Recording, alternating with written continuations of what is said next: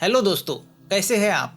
आज की movie child abuse पे है, जो हर पल इस दुनिया में कहीं ना कहीं होता ही रहता है और उनमें से कईयों की तो कंप्लेंट भी लिखाई नहीं जाती। मगर इससे एक बड़ा सवाल खड़ा होता है, छोटे बच्चों को इस तरह एब्यूज करने वाले क्या पेरेंट्स कहलाने के लायक है?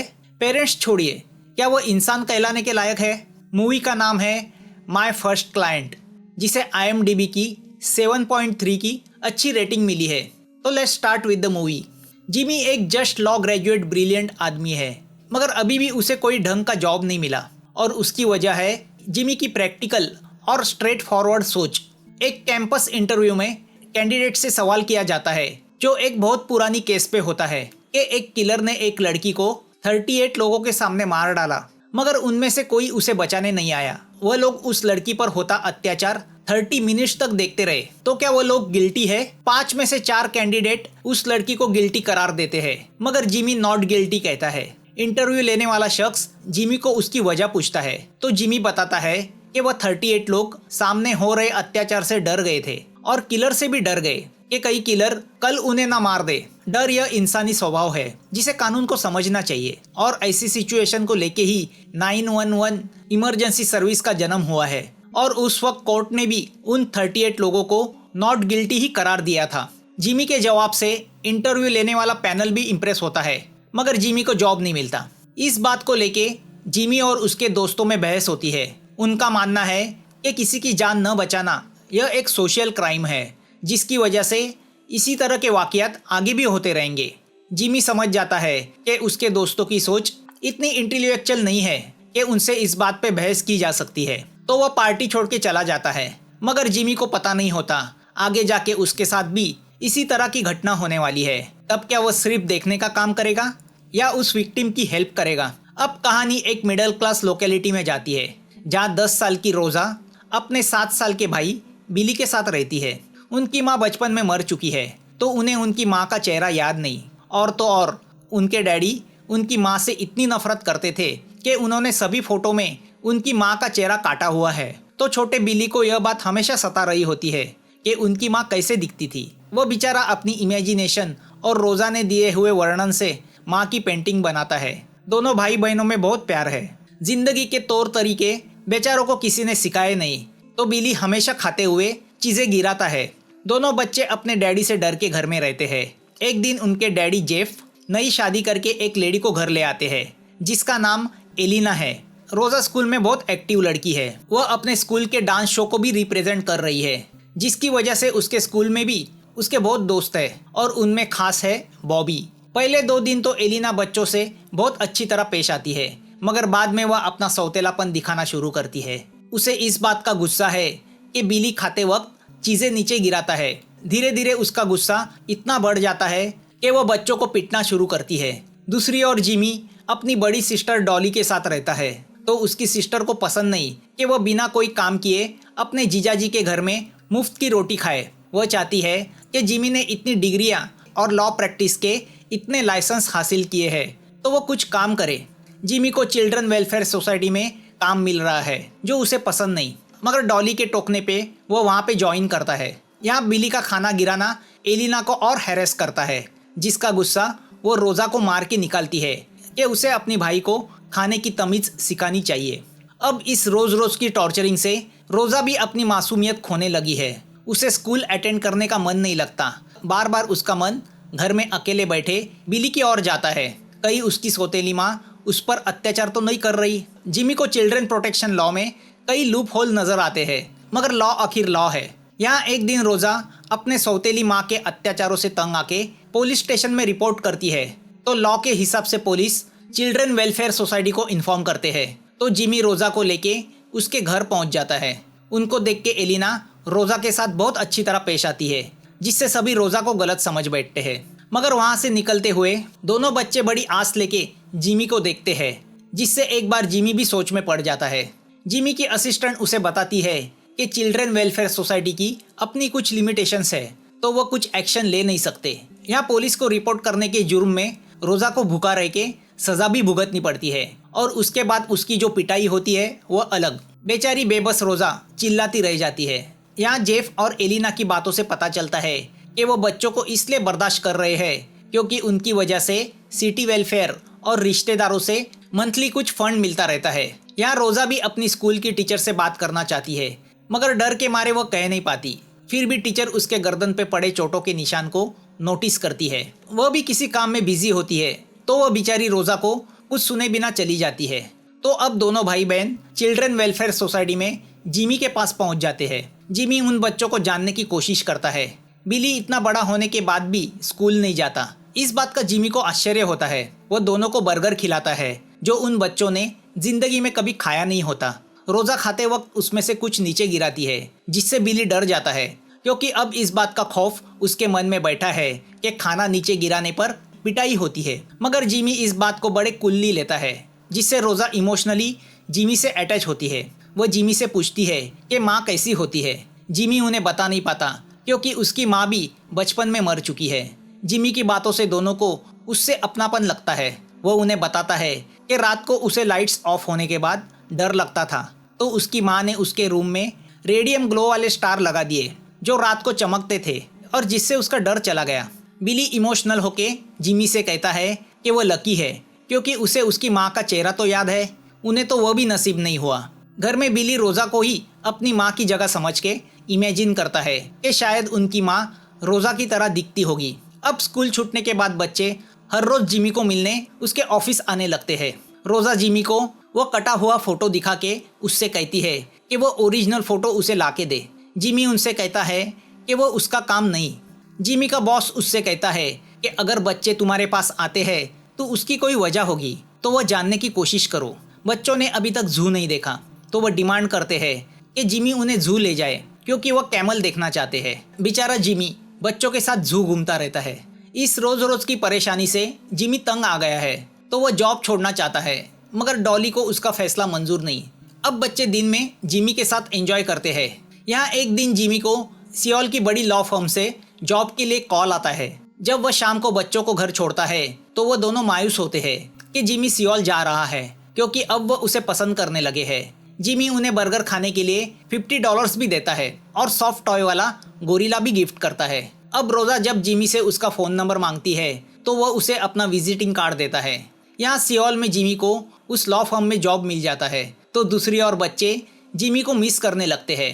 जिमी कार में से जाते हुए उन दोनों को बर्गर रेस्टोरेंट के सामने देखता है, मगर वह इग्नोर करता है, क्योंकि उसकी ज़िंदगी नए सिरे से शुरू हो रही है, तो वह पिछला सब कुछ भुलाना चाहता है। यहाँ घर में एलिना को जिमी का कार्ड मिलता है और उसे लगता है कि रोज़ा फिर से कंप्लेंट करने वेलफेयर सोसाइटी गई थी, तो अब इस बात पे वो रोज़ा की बहुत पिटाई करती है और बाथरूम में उसे बंद करती है। रोज़ा बाहर चल रही डैडी और सौतेली माँ की बातें सुनती है, जिससे उसे पता चलता है कि उसके डैडी भी उससे नफरत करते हैं और वह एक अनवांटेड चाइल्ड है। दूसरे दिन स्कूल में चालू क्लास में रोज़ा बेहोश होकर नीचे गिरती है, तो उसे हॉस्पिटल भेजा जाता है। स्कूल टीचर जिमी को कॉल करती है, क्योंकि रोज़ा की जिद है कि वह सिर्फ उसी से बात करेगी, मगर नए जॉब की वजह से जिमी का आना पॉसिबल नहीं, तो वह आने से मना करता है, मगर उसका दिल नहीं मानता, तो वो रोज़ा को देखने हॉस्पिटल जाता है। बेड पे पड़ी रोज़ा की हालत देख के जिमी का दिल भर आता है। वह समझ नहीं पाता कोई किसी बच्ची को इतनी बेरहमी से मार के अपने आप को इंसान कैसे कहला सकता है। जिमी को देख के रोज़ा को अच्छा लगता है। वो उससे कहती है कि वह एक अच्छा इंसान है। जब सब लोगों ने उसे गलत समझा तो सिर्फ जिमी ने उसे सच्चा समझा। वह उनके साथ खेला, उनकी माँ के बारे में बातचीत की। वो जिमी को बताती है कि उसके माँ बाप उसे और बिली को अनवांटेड समझते हैं और इसीलिए शायद वो उन्हें हर रोज़ मारते हैं। रोज़ा जिमी से कहती है कि क्या वो उसे और बिली को उसके साथ लेके जाएगा। रोज़ा की बातें सुनकर जिमी इमोशनल होता है। वो रोज़ा से कहता है कि उसे कहीं और नौकरी मिली है, तो वो उसे मिलने आ नहीं पाएगा। उसकी बातें सुनकर रोज़ा का दिल टूट जाता है। जिमी चाइल्ड वेलफेयर के हेड से रोज़ा के बारे में बात करता है। वह जिमी से कहता है कि वह हेल्पलेस है। जब तक कोई सबूत नहीं होंगे वो कोई एक्शन नहीं ले पाएगा। जिमी एलिना से बात करता है, तो अब वह भी उसे रिस्पॉन्स नहीं देती। तो दूसरी ओर रोज़ा का बाप जेफ भी उसे गाली गलौज करता है। उल्टा वो उससे कहता है कि वह मेरे बच्चे हैं, तो मैं उनके साथ कुछ भी करूं। वह बातें सुनकर जिमी को लगता है कि माँ के न होने पर बच्चों की क्या हालत होती है। माँ आखिर माँ होती है, उसकी जगह कोई और नहीं ले सकता। उसे अपनी माँ की भी याद आती है। रास्ते में बर्गर शॉप देख के उसे रोज़ा और बिली की याद आती है, तो वह और इमोशनल होता है। अब जिमी अपने नए जॉब पे ज्वाइन करता है। उसका बॉस उसके काम पे खुश होके उसे कार गिफ्ट करता है, जिससे जिमी बहुत खुश होता है, मानो उसके सब सपने पूरे हो गए हो। अब पिछले हादसे की वजह से रोजा बिल्कुल गुमसुम हो गई है। वह बार बार जिमी को फोन करती है, मगर काम की वजह से वह फोन नहीं उठाता। रात को बिली रोजा को जिमी ने दिया हुआ $50 का नोट दिखा के उसे दिलासा देता है कि जिमी ने उनके साथ बर्गर खाने का प्रॉमिस किया है, तो वो जरूर आएगा। तभी एलिना रूम में आती है और बिली के हाथ में $50 का नोट देख के उसे लगता है कि बिली ने वो नोट उसकी पर्स से चुराया है, मगर बिली उसको वो नोट देने को तैयार नहीं, तो वो उसे पिटना शुरू करती है। अब एलिना रोजा से कहती है कि वो बिली को मारे। रोजा बिली को न चाहते हुए भी हल्के हाथों से मारती है, तो उस पर गुस्सा होकर एलिना बिली को बहुत बुरी तरह एक हैवान की तरह पीटती है। बेचारा बिली दर्द के मारे जानवरों की तरह चिल्लाने लगता है, जिससे रोजा सदमे में चली जाती है। दूसरे दिन रोजा की टीचर जिमी को फोन करती है। उसकी बातें सुनकर जिमी के पैरों तले जमीन खिसक जाती है। वह हॉस्पिटल में पहुंचता है, जहां हमें ऑटोप्सी के लिए लाई हुई बिली की डेड बॉडी दिखाई देती है। टीचर से जिमी को पता चलता है कि बिली ने बर्गर के लिए उसकी माँ के पर्स से $50 चुराए, जिसे लेकर रोजा और बिली के बीच झगड़ा हुआ और उस बात पे रोजा ने बिली को मारा, जिसमें उसकी मौत हो गई। मगर जिमी को याद आता है कि वो $50 उसने बिली को दिए थे और रोजा कभी बिली को इस कदर मार ही नहीं सकती। वो कंफर्म होता है कि यह उनकी सौतेली माँ की करतूत है। अब जिमी अपने आप पे गुस्सा होता है कि उसने रोजा की बात नहीं मानी। यहाँ एलिना रोजा को धमकी देती है कि अगर उसे जिंदा रहना है तो उसे उसकी बातें माननी पड़ेगी, वो उसे कभी जाने नहीं देगी। रोजा पूरी तरह खौफ में चली जाती है। अब एलिना रोजा के दिमाग पे थोपती है कि उसी ने बिली के पेट में मारा है और यही उसे सबसे कहना है। वह मासूम रोजा से इस बात की रिहर्सल भी करा के लेती है। अब पुलिस रोजा को पकड़ के लेके जाती है। जिमी रोजा से मिलने की कोशिश करता है, मगर मिल नहीं पाता। रोजा कन्फेस करती है कि उसी ने उसके भाई को मारा है। यह न्यूज़ पढ़ के पड़ोसी भी शॉक होते हैं, क्योंकि वह इतने सालों से जानते हैं कि रोजा अपने भाई से कितना प्यार करती थी, तो वह ऐसा कभी कर ही नहीं सकती। पुलिस जिमी से कहती है कि बिना सबूत वो कोई एक्शन नहीं ले सकते। कोरियन कायदे के अनुसार रोजा को फिर से उसके घर भेजा जाता है, उसकी सौतेली माँ के पास, और वही जिमी नहीं चाहता, मगर कानून के हाथों वो मजबूर है। अब आसपास के सब लोग रोजा को एक खूनी की नज़र से देखने लगते हैं। रोजा के दिल ने एक ही बात ठान ली है कि बड़ों की बातों का कभी भरोसा नहीं करना चाहिए। बड़े लोग स्वार्थी होते हैं। एलिना बिली के सभी खिलौने और उसका चहीता गोरिल्ला भी फेंक देती है। बेचारी रोजा सिर्फ देखती रह जाती है। कचरे में पड़े गोरिल्ला को बॉबी देखता है। यहाँ जिमी अपने बॉस से कहता है कि वो रोजा के पेरेंट्स के ऊपर केस डालना चाहता है, मगर इसकी इजाज़त उसका बॉस उसे नहीं देता। उसका मानना है कि रोजा ने कन्फेशन दिया है और कुछ बच्चे जन्म से बदकिस्मत होते हैं, उनके नसीब में हैवान पेरेंट्स होते हैं, उसमें हम कुछ कर नहीं सकते। बॉस जिमी से कहता है कि ऐसे होपलेस केस में अपना वक्त बर्बाद मत करो, तो जिमी अपनी नौकरी से रिजाइन करता है। अब जिमी रोजा से बात करने की कोशिश करता है, मगर वह उससे बात नहीं करती। रात को डिप्रेस होकर जिमी बहुत शराब पीता है। उसका दोस्त उसे टोकता है कि वह बड़ा मददगार बनता फिरता है और एक बच्चे को नहीं बचा पाया, जिस पर जिमी अपने दोस्त से लड़ पड़ता है। अब जिमी एडवोकेट से जाके मिलता है, जो उसकी सिस्टर की दोस्त होती है। वह उसके सामने गिड़गिड़ाता है कि वह उसे मदद करे। अब दोनों मिलके इस होम वायलेंस पे रोड कैंपेन चलाते हैं कि लोग रोजा के फेवर में खड़े रहे, जिसमें जिमी का दोस्त भी उसे साथ देने को तैयार होता है। अब वह एलिना का बायोडेटा पढ़ते हैं, तो उन्हें पता चलता है कि वह भी एक लॉयर रह चुकी है और इंश्योरेंस कंपनी में हेरफेर की वजह से वह जेल जा चुकी है। जेल में भी वह आउट ऑफ कंट्रोल होती थी, क्योंकि एलिना को एंगर इशू का प्रॉब्लम है। वह फैसला करते हैं कि वह एलिना को चाइल्ड एब्यूज और मर्डर के जुर्म में कोर्ट में खींचेंगे।